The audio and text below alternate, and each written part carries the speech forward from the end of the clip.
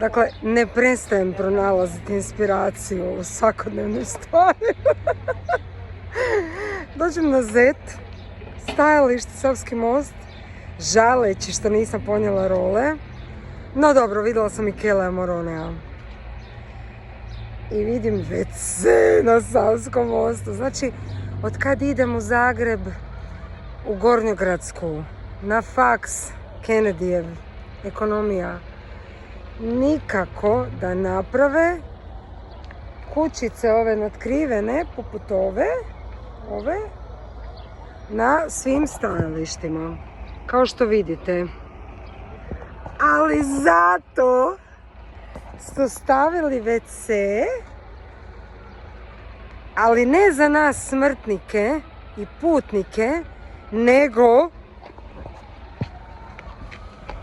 onak prejadno.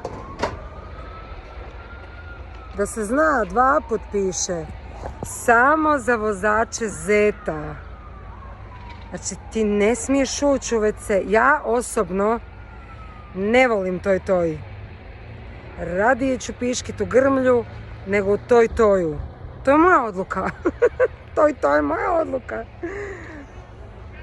I uglavnom u blizini tam gdje šetam nalazi se skladište toj WC-a i ako niste znali, evo sad ću podijeliti s vama zaista velikodušnu informaciju da postoji gro boja. Dakle, postoji siva, zelena, roza, ali ovo, a di ste išli na WC prije, vozači Zeta? Kako to da je sad osvanuo novi toj, pardon, samo za vozače Zeta. Pa mislim, fakat, i onak imate već puno benefita, Zetovci. I šta sad, recimo, da je nekom jako sila i mora u WC, ali ne smije zato što nije vozač ili vozačica Zeta.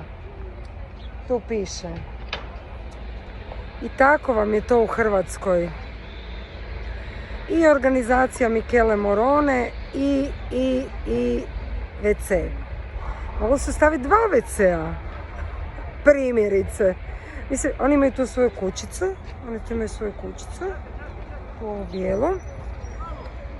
I oni se tu druže. Čak i kad bus zvoni, pip, ne kriče se odmah, nego se oni tu druže. I čovjek se pita, pa gdje su do sad išli na WC? Možda ovdje. Znači, ovo je ekskluziva, ljudi. Ekskluziva.